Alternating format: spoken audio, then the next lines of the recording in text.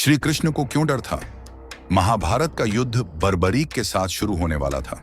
देश भर के योद्धा या तो कौरवों के साथ थे या पांडवों के साथ। इस बीच महाबली भीम के पौत्र बर्बरीक भी कुरुक्षेत्र की ओर बढ़ रहे थे।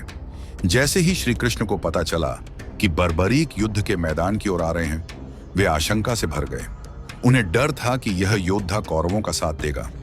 कौरवों की ओर से युद्ध करने का मतलब था पांडवों की हार। बर्बरीक महाबली भीम के पौत्र और घटोत्कच और मौरवी दैत्यमूर की पुत्री के पुत्र थे।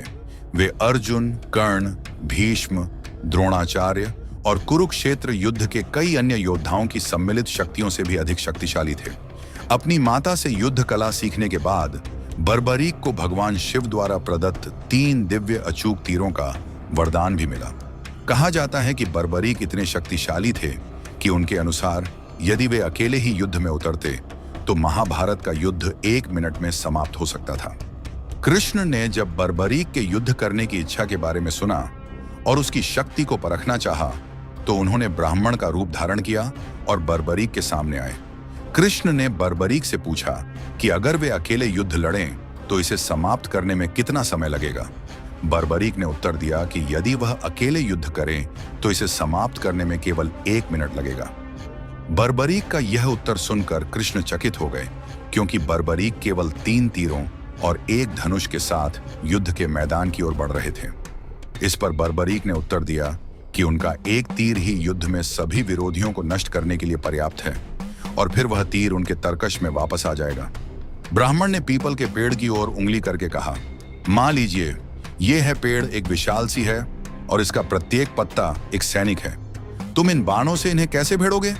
इस पर जैसे ही बर्बरी अपने बालों का चमत्कार दिखाने के लिए धनुष उठाने के लिए मुड़े, श्री कृष्ण ने अपने पैरों के नीचे एक पीपल का पत्ता बढ़ा दिया। बर्बरीक ने अपने धनुष से बाण चलाया और उसे पीपल के पेड़ की ओर छोड़ दिया। सभी पत्तों में छेद हो गया।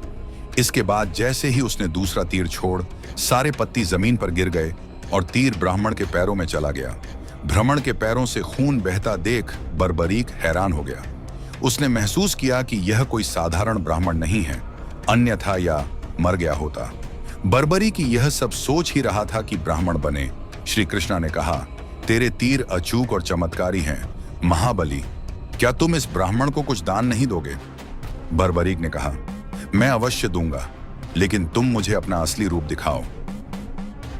जैसे ही श्री कृष्ण ने अपना असली रूप दिखाया, बर्बरीक उनके चरणों में गिर पड़े और बोले, भगवान जो चाहे मांग लो। श्री कृष्ण ने उसका सर मांग लिया। इस पर बर्बरीक ने कहा, लेकिन भगवान, मैं महाभारत का युद्ध देखना चाहता हूं। मैंने सुना है कि इतना बड़ा युद्ध ना कभी लड़ा गया और ना कभी लड़ा जाएगा। मुझे यह अवसर मत छीन। इस पर श्री कृष्ण ने कहा कि धड़ से अलग होने पर भी सर जीवित रहेगा। आखिर सब कुछ देख सकेंगे और कम सब कुछ सुन सकेंगे। इतना सुनते ही बर्बरी की इच्छा पूरी हो गई और उसने तलवार से अपना सर काटकर भगवान श्री कृष्ण को दे दिया। मधुसूदन वालबरी के कटे हुए सर को कुरुक्षेत्र के पास एक ऊंची पहाड़ी पर रख दिया, जहां से महाभारत का पूरा युद्ध देखा जा सकता था। पर बारिक श्री कृष्ण को अपना मार्गदर्शक मानते थे। कारण यह है कि जन्म के बाद जब घटोत्कच बर्बरी को आगे की शिक्षा लेने के लिए भगवान श्री कृष्ण के पास लेकर गए, तो भगवान श्री कृष्ण ने अपने पुत्र की तरह उन्हें शिक्षा दी और उन्हें अपना पुत्र मानने लगे थे। अंत में यह निर्णय हुआ कि बर्बरीक ने सारा युद्ध देख लिया।